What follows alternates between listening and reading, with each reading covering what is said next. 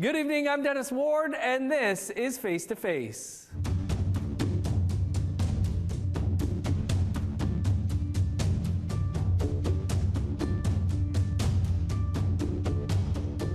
Our guest this week is Cree filmmaker Len Morissette. Len, who is a member of Mistawasa's Cree Nation in Saskatchewan, is the creator, director, writer, and producer of what is being called Canada's first Indigenous underwater documentary series. Waterworlds is a 13-part documentary series hosted by award-winning icon Tantu Cardinal that premiered in English and Cree on APTN on January 9th. Len is also the co-founder and CEO of CIA Solutions, a majority-owned Indigenous film and advertising company. Len, thanks so much for being with us on the show this week. Yeah, thank you for having me. I was quite intrigued when you guys reached out, so yeah, happy to be here. We did a very brief overview of Waterworlds, but can you tell us a bit more about the series? Well, Waterworlds explores Mother Earth's fragile ecosystems through an Indigenous lens that highlights Indigenous and non-Indigenous people working together to either bring awareness to situations and also find solutions. So it was an amazing journey that took us pretty much ocean to ocean, from the Atlantic to the Pacific, and everything we learned in between. I guess in the end, I didn't expect, just the amount of knowledge that I would be absorbing and just how much of a blessing it was to actually do the show.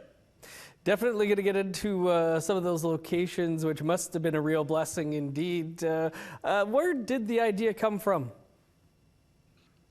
Well, I grew up in the Okanagan, and I guess water's always been freeing to me. I'm a giant man. I'm like Aquaman, not good on land, but I'm great in water, right? So it was just one of those things where I always wanted to do an ocean show. I remember when I was a kid, I'd watch Jacques Cousteau and stuff, and I just thought the ocean was amazing. And then as I got older and I started getting more in touch with my culture, because I'm urban Indigenous, the water teachings and, just being stewards really rang a bell with me. So I guess after a long while, I wanted to do a series that explored what that meant, what the spirit of water is, and explore that topic. And I didn't know if I could do it, but, through a Hail Mary pass, and it all worked out. So I'm definitely blessed. I understand it all came together at first on a napkin in a restaurant. Actually, it was a napkin at my house here. It was during a Christmas break. I just had all this. I've always wanted to do it, and then it was just before the pandemic, and the world was a little crazy, and I just became president for the Grand Prairie Friendship Center Association. And as a filmmaker, I just started, I guess, filming, just edgy topics and stuff, and bringing it to highlight. And just through that process, all of a sudden, I just drew this logo, and then I had a good friend named Wade who was designer, and he made the logo come to life, and then I was like, that's it. And then it just sort of unfolded from there. And I'm just still amazed that we pulled it off. Could you tell us about two-eyed seeing? Well, that was a teaching I learned when I started doing research of the show. I was dealing with the University of Victoria. Andrea Reid is this wonderful scientist. And they talk about two-eyed seeing, where one eye sees to the past and the ways of knowing, and the other eye sees to the Western ways of knowing, and together they can guide our future. And so that sort of became the premises of the show, of just sort of like, what is happening with our environment, what nations are doing things. Because being president of the Grand Prairie Friendship Center, I became president of the Alberta Native Friendship Center Association. And I just learned about perspective and how different communities are at different points in their healing journeys. And so learning through the Friendship Centers, I knew that there was organizations that did things, but I didn't know exactly what. And so then I just started exploring and researching, and then it all just came to fruition through time. Now, there's 13 episodes. That's huge. How long did it take to shoot the series? To shoot the series, it was about a year for sure, off and on of filming, heavy, researching it and everything. It was basically 4 years from the time we started going till just handed it in last June with their narration in English and Cree. And so that was a massive undertaking. 4 years of hard work, research, phoning everybody under the sun, talking to everybody under the sun. And I had a great team that surrounded me and were able to accomplish the task.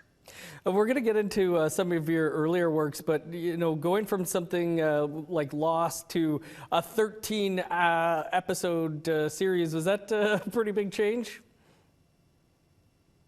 Well, I really kept it simple because doing the digital and advertising up here. So it started out where I hung digital advertising screens in restaurants.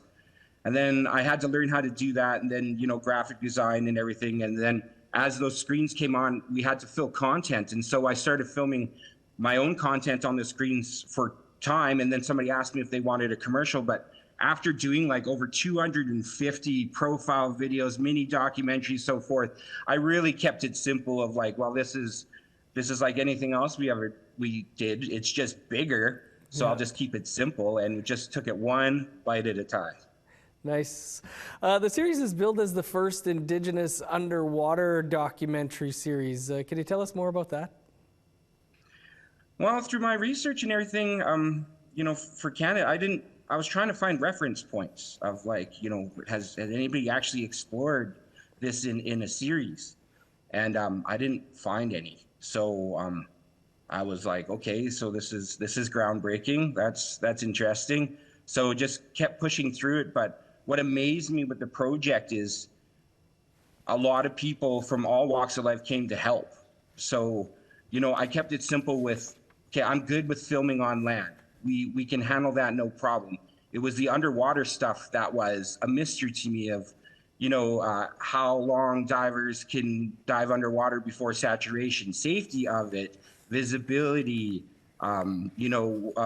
what is the marine life doing? Is this the time of year that they're around? And so I had to learn all this stuff. But as I reached out to different people like Danny Morrow and the Cosmic Family, who did the Blue Realm series and stuff, they were just amazed with the project, and they said they'd help me in any way. And that's where I bring in the reconciliation point, because these people didn't know me from a hole in the ground, but I guess I could talk to them at the right time, because when all this was happening, it was right in the middle of the pandemic.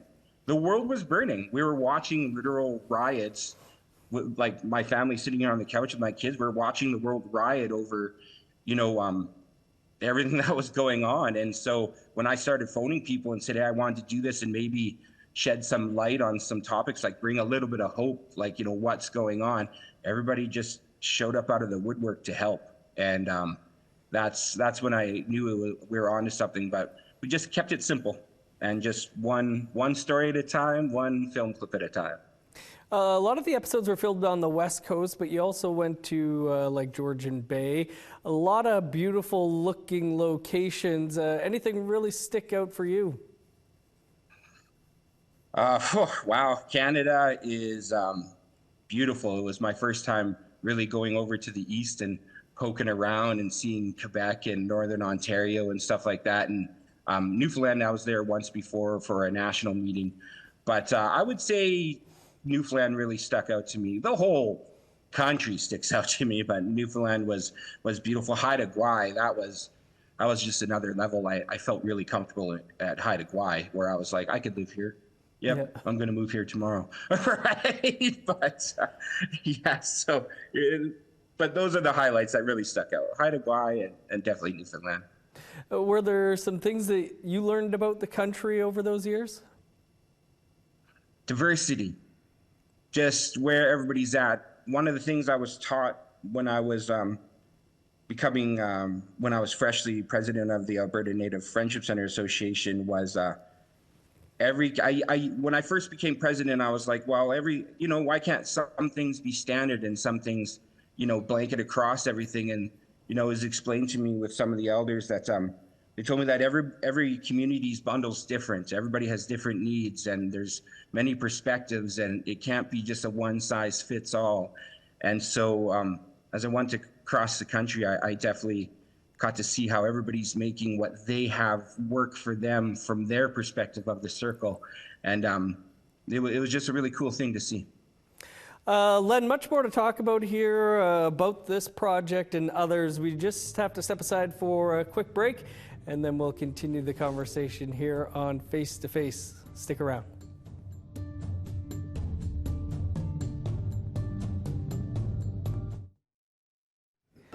The Haida Guardians and Watchmen are part of this extensive stewardship program.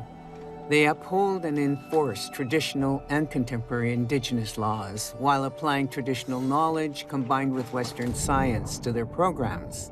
This is known as two-eyed seeing, where one eye looks to the past and the ways of knowing, and the other eye looks at contemporary information and understanding, and together they help guide our future. Their programs range from kelp forest restorations to marine protected areas. Welcome back to Face to Face. Our guest this week is Len Morissette, and we've been discussing his 13-part docu-series that has begun airing on APTN, started airing January 9th, Water Worlds. It is Tantoo Cardinal is involved, of course. Wonder, Len, how you could get such a living legend involved with the project. Well, there's one thing I learned, that when you're trying to learn things, is sometimes just reach out and ask, and that's literally how it worked with Tantoo Cardinal. I PM'd her on Facebook, and I just said, "Hey, I'm Len. I reached out to you in the past. You know, this series is going to be narrated, and I just would love to see if you're interested in your voice." And she answered back within like 20 minutes and said, "I would be honored to do that. And thanks for reaching out, and let's see where it goes from here." And so it just worked out that way. But that's all it was just Facebook direct message. Awesome when things work out like that.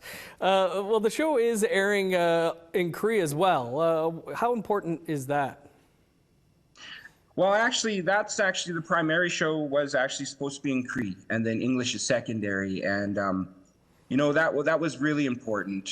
You know, preserving our language is something we talk about all the time, but what I learned in this series is that it's a lot of hard work. You got to put in the work at some point.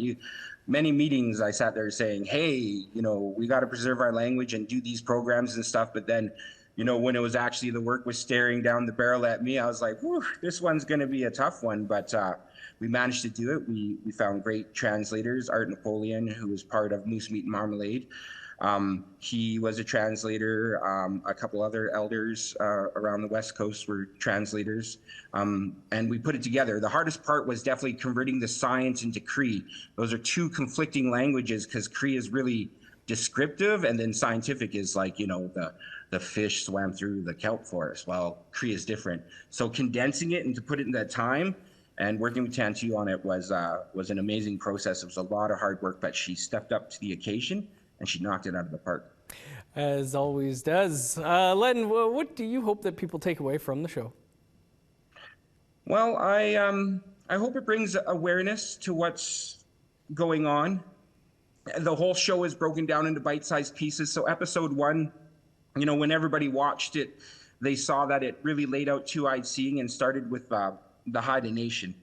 And then every week it breaks down from like the underground caverns is episode 2. Episode 3 is creeks and rivers. Then it goes into marshlands, and then estuaries, kelp forests, glass sponge reefs, artificial reefs, herring, salmon, microplastics, all the way to the end to ends off with the Wastanik on their teachings of the killer whale and what they're doing with their guardianship.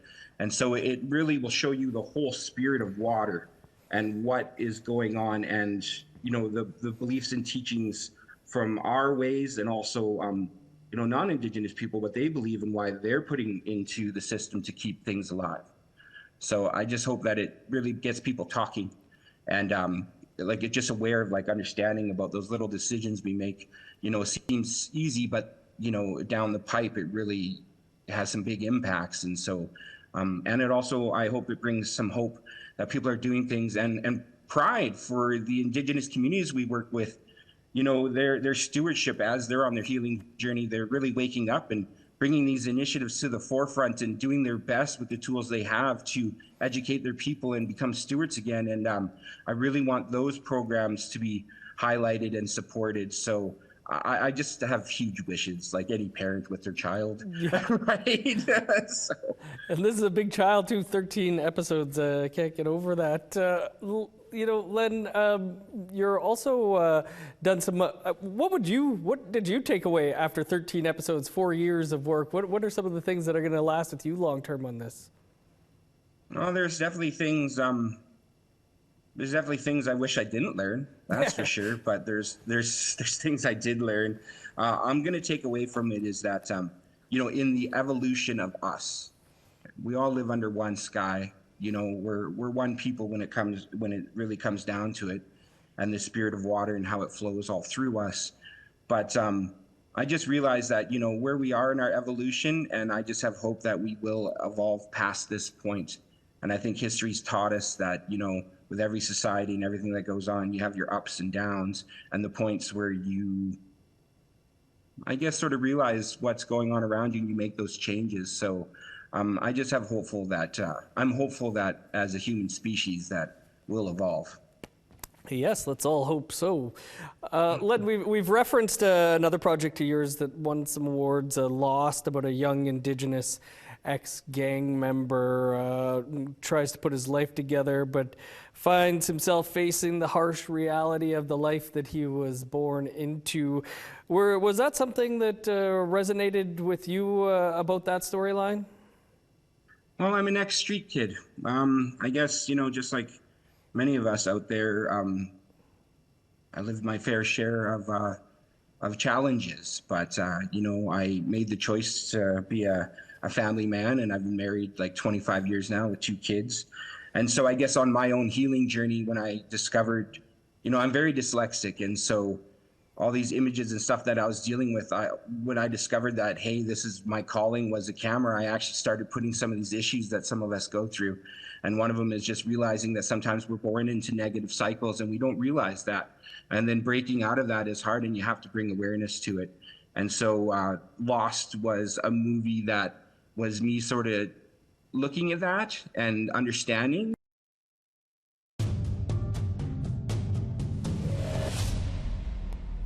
Welcome back to Face to Face. Our guest this week is filmmaker Len Morissette. And Len, wanted to touch on CIA Solutions, the company that you're the CEO of. Can you tell us a little bit about it?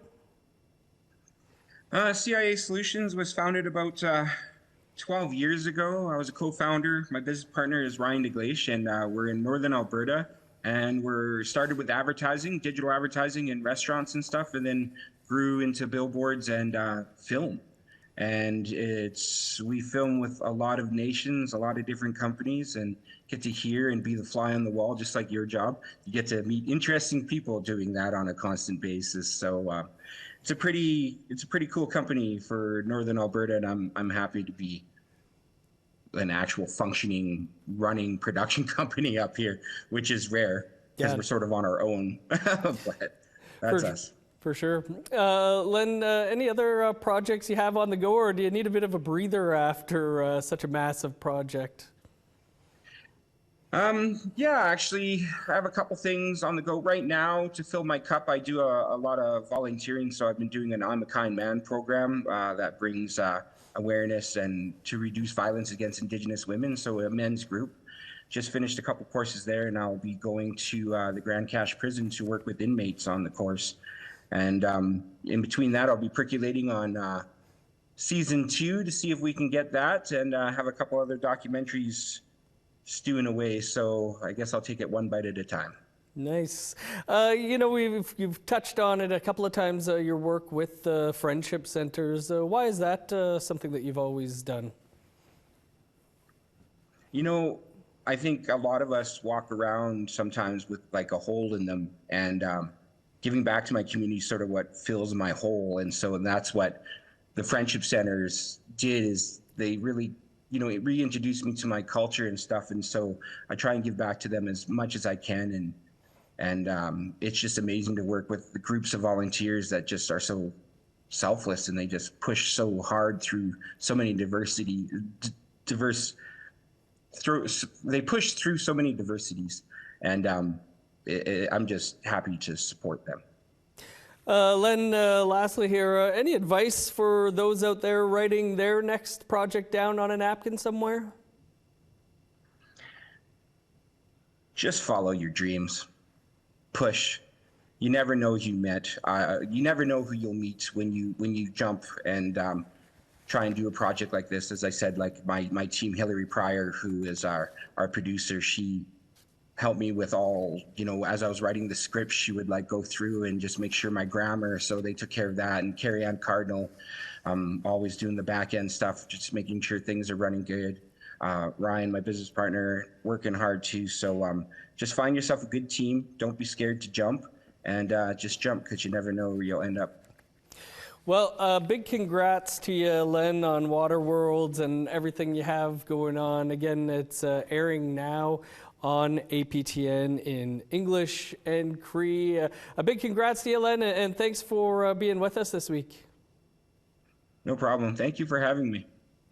And that is all the time we have for Face to Face this week. If you want to catch up on any episodes you may have missed, you can do that by visiting our website, aptnnews.ca, or you can head on over to the APTN News YouTube page. You can watch all the episodes there.